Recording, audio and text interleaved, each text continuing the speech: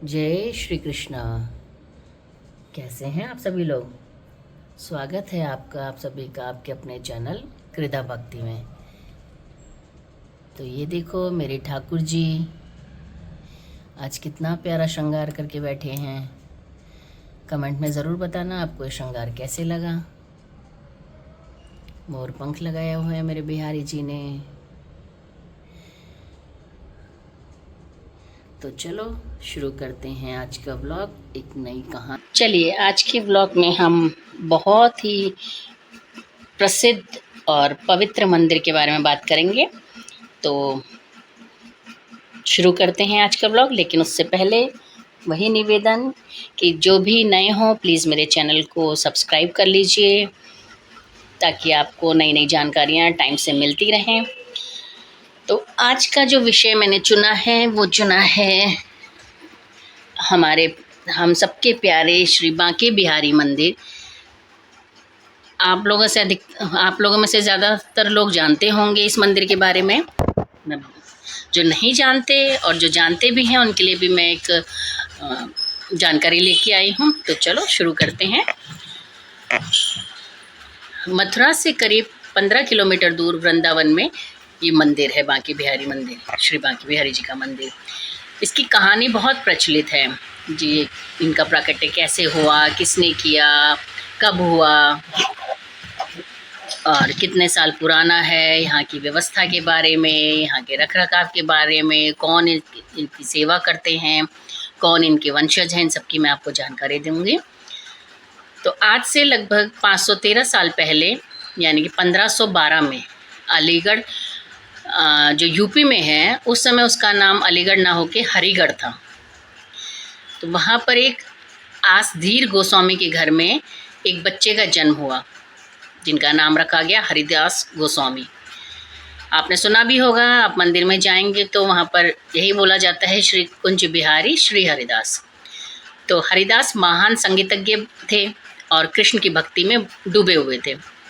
अपने 31वें जन्मदिन पर साल 1543 में 1543 में उन्होंने अपने आराध्य प्रभु, जिनकी वो भक्ति करते थे, श्री बांके बिहारी जी को संगीत के जरिए प्रकट किया। मतलब इतने भक्त थे वो, उनकी भक्ति में इतनी प्रागढ़ता थी कि उन्होंने अपने संगीत के द्वारा प्रभु को प्रकट कर लिया था। फिर इसके साथ वृंदावन भक्ति काल में देश का सबसे प्रमुख स्थल बन गया। तो ये जो बांके बिहारी जी की मूर्ति है, इसको कहते हैं कि ये सिर्फ बिहारी जी की मूर्ति नहीं है, ये प्रेम प्रतीक बिहारी जी और माँ राधा रानी की मूर्ति है। इसमें दोनों स्वरूप हैं, बिहारी जी का और माँ राधा रानी का भी। इस को प्रेम स्वरूप मूर्ति कहा जाता है। तो पूरी दुनिया में किसी भी एक जगह पर इतने मंदिर नहीं हैं जितने वृंदावन में हैं। यहाँ करीब 5500 मंदिर हैं। इनमें प्रेम मंदिर, कृष्ण बलराम मंदिर जिसको इस्कॉन टेम्पल भी कहते हैं, राधा रमन मंदिर, निधिवन मंदिर, रंगनाथ मंदिर, प्रियकांत जू मंदिर, राधा मदन मोहन मंदिर और बांके बिहारी मंदिर जैसे प्रमुख मंदिर शामिल हैं। आजकल एक आज जी भी बहुत प्रचलित हैं, प्रेमानंद जी महाराज, जो मैया राधा रानी के बहुत ही परम भक्त माने जाते हैं, जिनकी आपने सुना ही होगा उनके बारे में भी। उनकी दोनों किडनियाँ खराब हैं, लगभग 18-20 साल से फेल हैं, फिर भी वो जीवित हैं, सिर्फ और सिर्फ अपनी राधा रानी की भक्ति और उनके विश्वास से। तो ये भी बहुत बड़ा चमत्कार है। तो कभी मौका मिले तो ज़रूर जाना। तो चलो अब मैं अपनी बात को आगे बढ़ाते हैं। तो इन सब जगहों पर हर साल 1 करोड़ से ज़्यादा लोग आते हैं। सबसे ज़्यादा जो श्रद्धालु हैं बांके बिहारी मंदिर में ही आते हैं। यहाँ हर दिन 40 से 50 हज़ार श्रद्धालु जो हैं दर्शन करने आते हैं। और विशेष दिन पर तो आपको पता ही है, ये जो संख्या है बहुत ज़्यादा बढ़ जाती है। श्री बांके बिहारी मंदिर का जो मौजूदा स्वरूप है वो 1864 में बना था।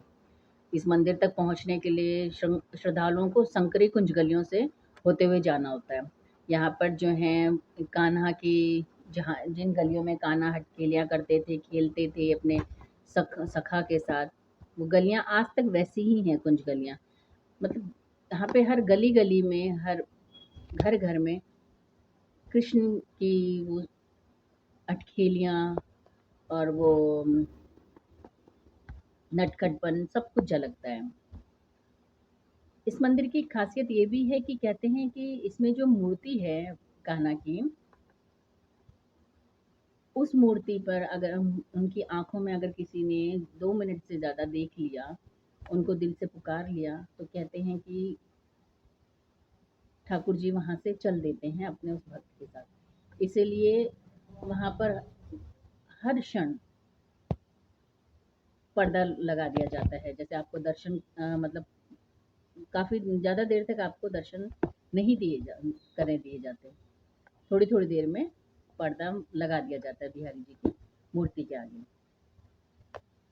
क्योंकि वहाँ के गोस्वामियों को आज भी डर है कि कहीं ऐसा ना हो ठाकुर जी किसी भी भक्त के साथ इस जगह को छोड़ के चले जाएँ। और ऐसा एक नहीं, बहुत बार हुआ है, बहुत कहानी। लेकिन आजकल क्या हो रहा है कि इतने पवित्र मंदिर, इतने प्रसिद्ध मंदिर, प्राचीन भी कहना सही नहीं है, इतने जैसे ये कहेंगे कि साक्षात, जिसमें कृष्ण भगवान आज भी अपने बाल स्वरूप में साक्षात रूप से विद्यमान है, उस मंदिर को लेकर के भी बहुत सी अभी जो है विरोधाभास प्रकट हुए हैं।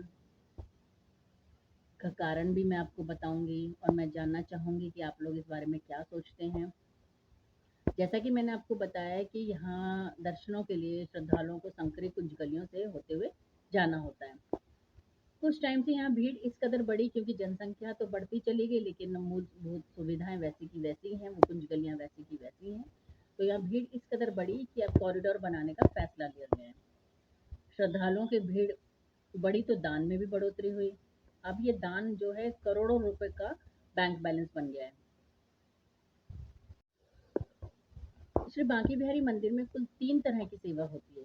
पहली श्रृंगार भोग आरती, दूसरी राज भोग आरती और तीसरी शयन भोग आरती। और सर्दी और शीतकाल और ग्रीष्मकाल में समय जो है उसमें परिवर्तन होता है। दोनों का समय अलग-अलग है।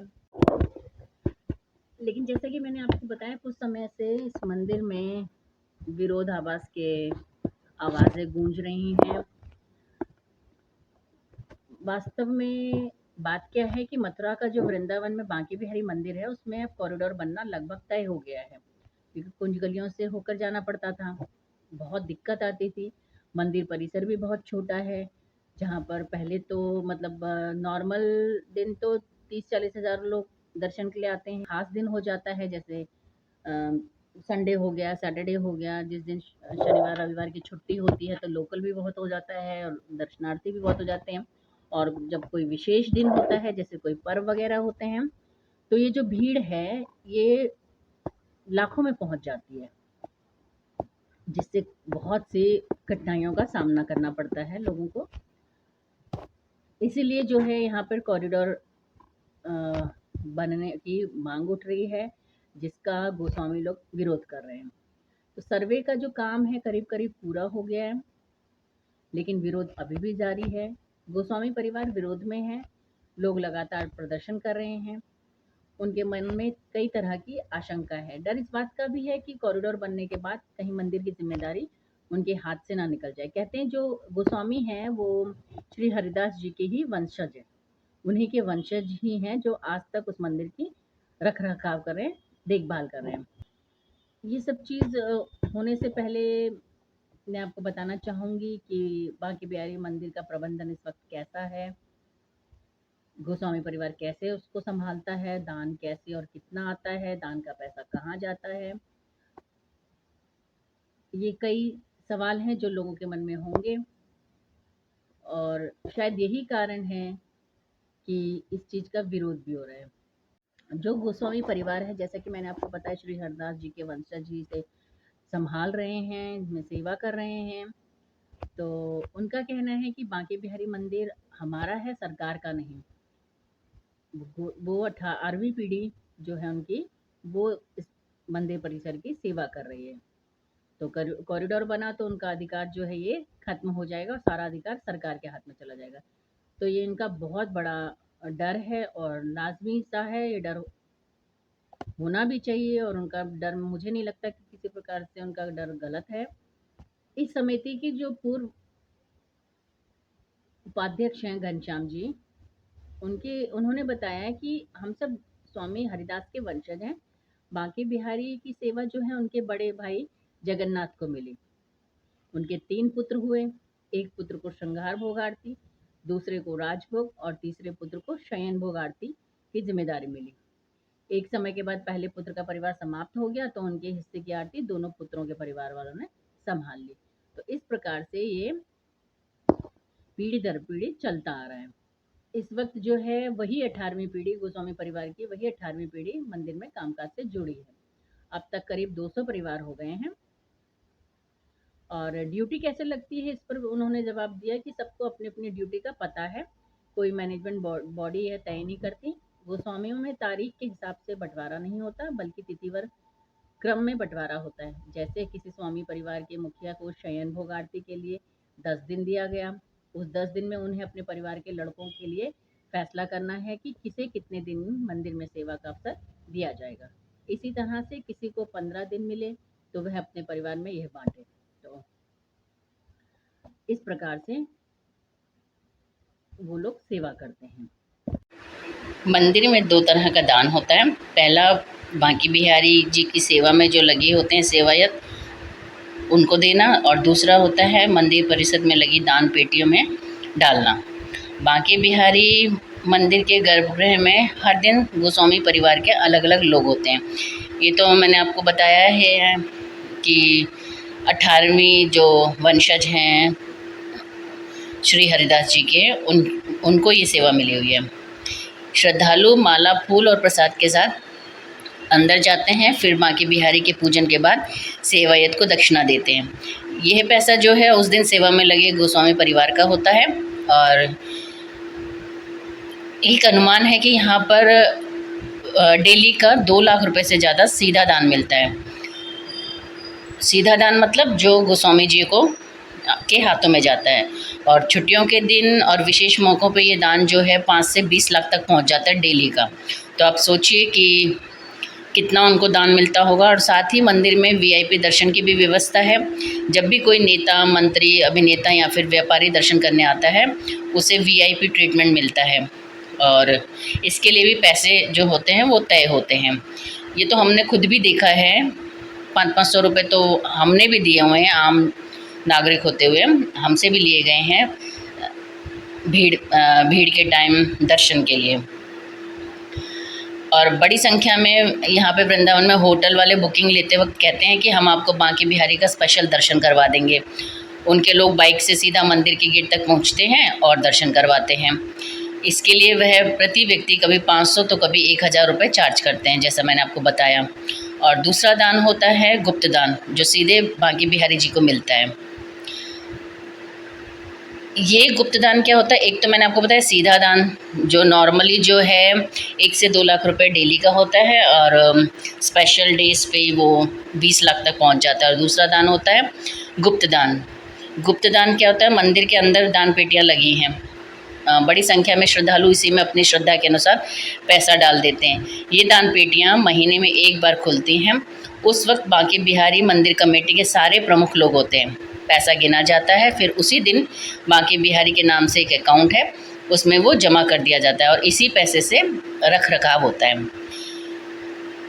तो हर महीने 80 लाख से 1 करोड़ रुपए तक निकलते हैं। गोस्वामी परिवार के ही एक व्यक्ति कहते हैं कि साल में करीब 10 करोड़ रुपए दान में आते हैं और बांके बिहारी जी के अकाउंट में इस समय 360 करोड़ है। गोस्वामी जियों का कहना है कि जो भी दान होता है, जो गुप्त दान होता है, सीधे दान का तो कोई लेखा जोखा नहीं होता, वो तो गोस्वामी जियों के परिवार वालों को जाता है। और जो गुप्त दान होता है वो एक लिफाफे में, बंद लिफाफे में सीधे कोर्ट में जमा होता है। और अब आज की डेट में वो जो दान है वो लगभग 360 करोड़ है जो बिहारी जी के नाम पर है। तो अब जो मेन जो लड़ाई है वो इसी चीज़ को लेकर के है क्योंकि अब जो है यहाँ पे कॉरिडोर बनने की बात हो रही है और सरकार इसको अपने हाथ में लेना चाह रही है। एक प्रमुख कारण तो यही है कि यहाँ पे कुंज गलियाँ हैं, लोगों को असुविधा हो रही है दर्शन करने में और वहाँ तक पहुँचने में। एक मुख्य कारण तो ये है क्योंकि अभी हाल के सालों में बहुत से हादसे हो चुके हैं, कईयों की जान जा चुकी है। एक वहाँ पर मंदिर परिसर के अंदर ही यूट्यूबर्स का बहुत आतंक फैल गया है। हर कोई अपने चैनल के लिए वहाँ व्लॉगिंग स्टार्ट कर दी है लोगों ने, उससे भी जो है माहौल ख़राब हो गया है वहाँ का।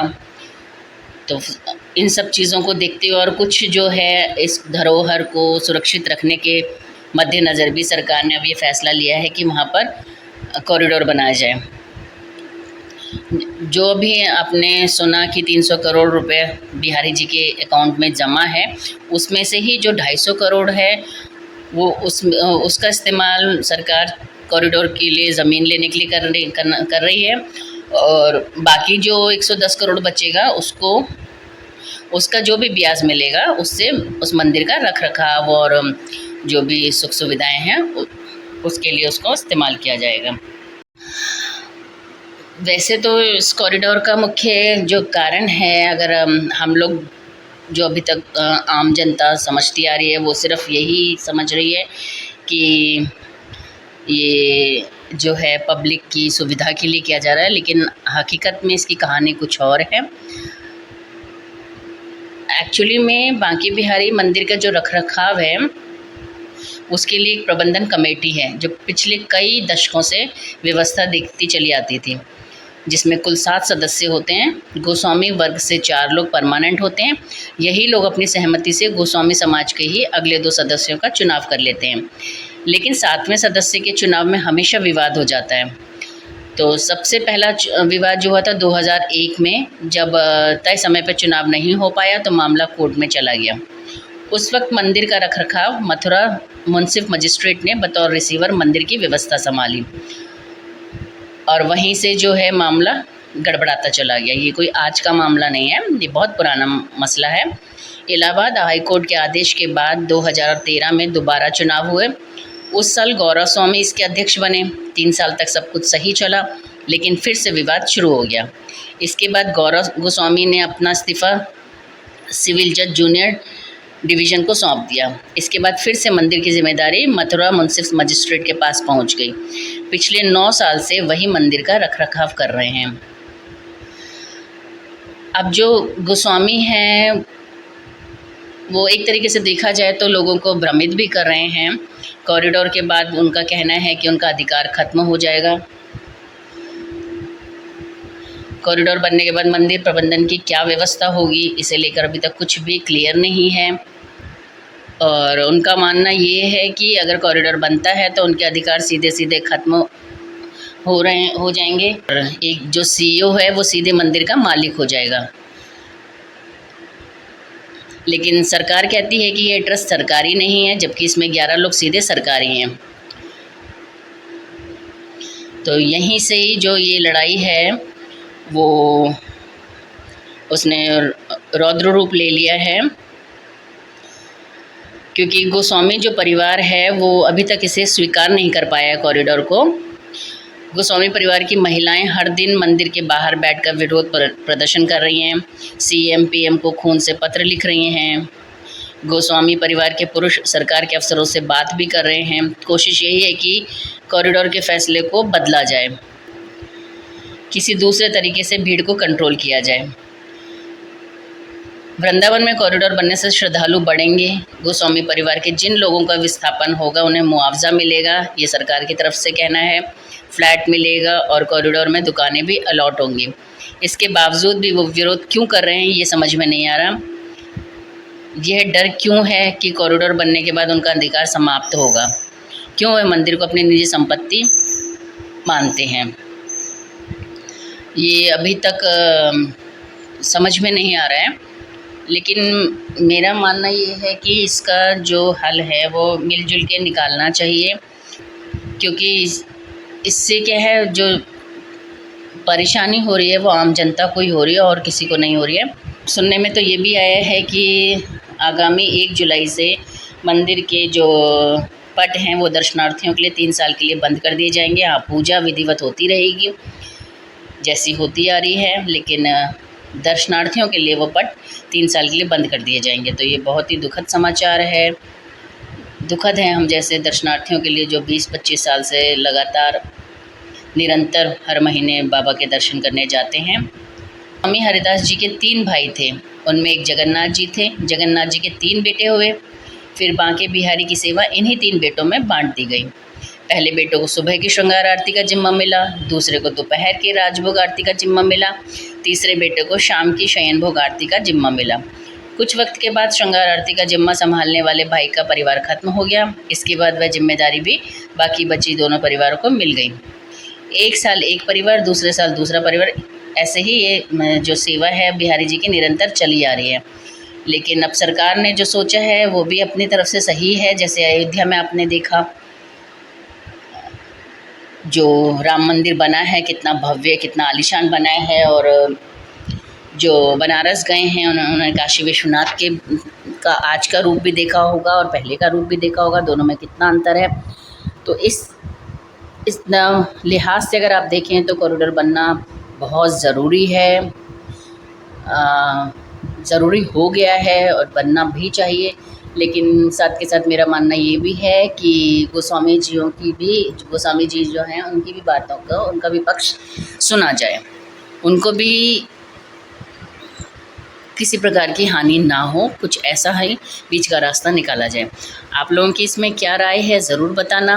दर्शनार्थियों के लिए पट बंद होने से पहले मैं चाहूँगी कि आप लोग एक बार दर्शन ज़रूर करें बिहारी जी के, क्योंकि 3 साल का समय जो है वो कोई छोटी अवधि नहीं है, लंबा समय है। बस इसी के साथ ही एक आशा है, एक उम्मीद, एक विश्वास के साथ मैं इस आज के व्लॉग को यहीं विराम देती हूँ और आशा करती हूँ कि कोई बीच का रास्ता निकलेगा और जल्दी समस्या का